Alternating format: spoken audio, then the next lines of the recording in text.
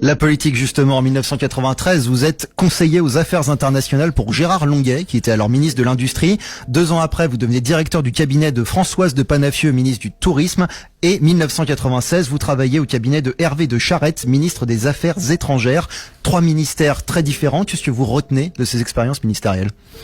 Bien, d'abord, je me permets de préciser qu'à l'époque, je n'étais pas dans un parti politique. J'ai fait, c'est un petit peu le cursus honorum, comme on dit, c'est-à-dire le cours très habituel du déroulement de carrière.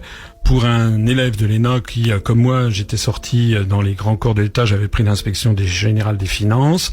Ensuite, j'étais au ministère des Finances à Bercy à m'occuper de commerce extérieur.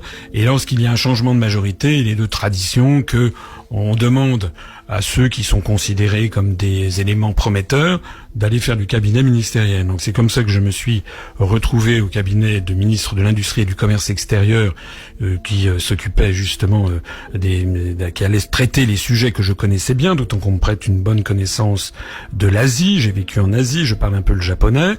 Et puis ensuite, eh bien ça s'est bien passé, si j'ose dire. C'est ce qui vous a donné goût à la politique ? C'est ce qui m'a donné, oui, certainement goût à la politique. J'étais pas fait pour faire de la politique, hein. J'avais jamais eu. Moi, je suis entré en politique sur le tard. Hein. C'est quelque chose d'important. Ce qui m'a surtout, ce que j'ai surtout découvert pendant cette période, c'est quelque chose d'effarant. C'est qu'en fait, quand j'étais chez Gérard Longuet, c'était le cabinet, c'était dans le gouvernement Balladur sous la cohabitation avec François Mitterrand. J'ai accompagné François Mitterrand en Corée pour vendre le TGV Séoul-Busan au Kazakhstan. Et ensuite, quand j'étais au cabinet de Monsieur de Charette, c'était sous la présidence Jacques Chirac. Et j'ai accompagné Jacques Chirac au Japon, en Chine, en Asie du Sud-Est, en Amérique latine, etc. Donc j'ai une bonne expérience des allées de pouvoir au plus haut niveau de l'État, à la fois de gauche et de droite. Et moi, ce que j'ai découvert vraiment avec beaucoup d'étonnement, même d'inquiétude, pour ne pas dire d'effarement, c'est qu'en réalité, la France n'est plus dirigée par les gens que les Français élisent. Voilà, les gens, en France, on élit, on va sans doute en parler pour l'élection présidentielle. Exactement. Mais pour l'élection présidentielle, en réalité, c'est devenu maintenant un théâtre d'ombre. C'est un petit peu comme si vous montiez à bord d'un avion. Et puis une fois que vous êtes dans l'avion, on vous demande de choisir quel est le commandant de bord que vous allez avoir, mais on ne vous fait pas choisir le plan de vol. On ne vous demande pas quelle est la destination, puisque la destination, elle est déjà fixée.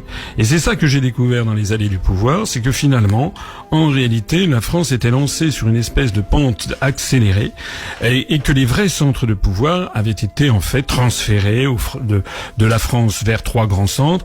L'Union européenne, la Commission européenne à Bruxelles, la Banque centrale européenne à Francfort et l'OTAN dont le siège est à Bruxelles, mais dont les décisions, le centre névralgique de commandement est à Washington. Voilà.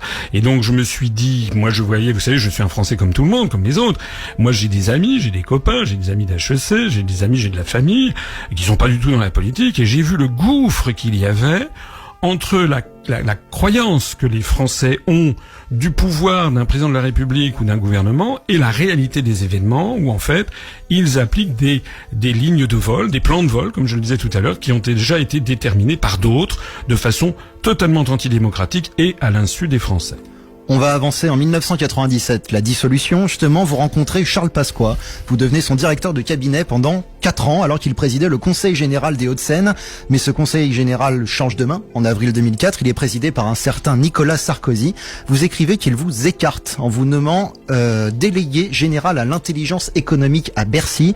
Et l'on peut lire dans la biographie de votre site officiel que vos analyses, je cite, bien qu'irréfutables, ne sont pas les bienvenues. Pourquoi est-ce que Nicolas Sarkozy vous a mis sur la touche ? Alors d'abord, s'agissant de ma rencontre avec Charles Pasqua, je l'ai connu, là pour le coup, par la politique. C'est lorsqu'en 1999, il y a eu un nouveau traité, le traité d'Amsterdam, qui a procédé à un nouveau, ce qu'on appelle pudiquement les transferts de souveraineté. Moi, j'appelle pas ça un transfert de souveraineté, j'appelle ça un vol de pouvoir. Lorsqu'il y a eu un nouveau transfert de souveraineté dans le cadre du traité d'Amsterdam au profit des institutions européennes, traité d'Amsterdam qui n'a pas été soumis aux Français. Donc à partir de ce moment-là, effectivement, j'ai décidé d'entrer en politique. Et puis il y avait eu ce projet de comment dirais-je, de liste qui d'ailleurs a eu lieu aux européennes de 99, rappelez-vous, qui devait à l'origine d'ailleurs être un projet, une liste au-dessus du clivage droite-gauche. Il devait y avoir Charles Pasqua d'un côté et Max Gallo représentant Jean-Pierre Chevènement de l'autre. Moi, j'étais arrivé dans cet univers par l'intermédiaire de quelqu'un qui est décédé récemment, qui s'appelait William Abitbol. Donc là, je me suis dit, il faut effectivement effectivement aller vers un rassemblement au-dessus du clivage droite-gauche pour faire sortir la France de l'Union européenne. C'est pour ça que je me suis rapproché du RPF de M. Pasqua. J'ai ensuite découvert finalement l'alliance avec la gauche ne s'est pas faite. M. Pasqua a fait alliance avec M. De Villiers. Et puis en fait, j'ai découvert ce que c'était que le souverainisme. Donc on pourra en reparler. C'est-à-dire en fait des gens qui ne veulent pas aller jusqu'au bout du raisonnement. Et pour revenir à Nicolas Sarkozy, alors ensuite, vous employez le terme écarté. Oui, parce qu'en 2004, M. Sarkozy est arrivé au Conseil général des Hauts-de-Seine. J'étais le directeur de cabinet du président du Conseil général des Hauts-de-Seine, Charles Pasqua. Et puis il est arrivé avec sa propre équipe. Et il était à la fois au même moment ministre des Finances. Et donc moi j'étais en détachement de l'inspection générale des Finances. Et il m'a écarté en me nommant dans un poste qui était ronflant d'apparence, délégué général à l'intelligence économique. C'était pas tout à fait sorti d'un chapeau parce que je lui avais remis à l'époque, j'avais pris sur moi de faire un long rapport de 120 pages d'ailleurs, avec beaucoup de chiffres, beaucoup de graphiques, et des couleurs, des photos, etc., qui s'appelait Le basculement du monde, que j'avais remis à monsieur Sarkozy. Alors est-ce que c'est ça? Je n'en sais rien, mais en tout cas c'était une vision où je disais quoi en fait dans ce dossier? Je disais que on était au bord d'une crise financière majeure, qui est d'ailleurs arrivée quelques années après, c'est avec la crise des subprimes. 2, qu'en fait, il y avait une espèce de jeu mondial où les États-Unis faisaient faire par la Chine et au-delà par les pays d'Asie de plus en plus de choses, que c'était un peu je te tenais, tu me tenais par la barbichette, que dans ce cadre, l'Europe et l'Union européenne et l'euro étaient en fait des variables d'ajustement mondial des intérêts chinois et des intérêts américains, et que tout ceci se terminerait par une explosion générale de l'euro et de l'Union européenne. Je peux vous dire qu'écrire ça à M. Sarkozy en 2004, fallait quand même le faire. Bon. Ça n'a pas plu. Je sais pas si ça a plu. En tout cas, on m'a nommé délégué général à l'intelligence économique. Puis une fois que je suis arrivé dans ce poste, j'ai découvert finalement que je n'avais aucun moyen financier, contrairement à ce qui avait été annoncé. Alors pendant 1 an, j'ai essayé de faire des choses. C'est un cadeau empoisonné quelque part. C'était une façon de me mettre gentiment dans un placard, voilà. Et puis, au bout d'un certain temps, en ayant finalement décidément, je m'apercevais qu'on ne venait absolument me donner aucun adjoint, etc. J'avais simplement une secrétaire puis un ordinateur, et je faisais de temps en temps des notes dont je ne savais pas qui les lisait. J'ai fini par demander, j'ai été reçu à ma demande à l'Élysée par monsieur Augustin de Romanet, qui était le secrétaire général adjoint, et j'ai demandé qu'on tranche d'une façon ou d'une autre. Et à ce moment-là, le poste a été supprimé par monsieur Breton, Thierry Breton, qui à l'époque était ministre des Finances, et j'ai regagné le corps de l'inspection générale des Finances. Mais en fait, ce qui s'est passé, c'est que, effectivement, les analyses que je faisais, où je disais que l'euro finirait par exploser, c'était des analyses fondamentales qui n'étaient pas les bienvenues. Et je me permets d'ailleurs de le souligner.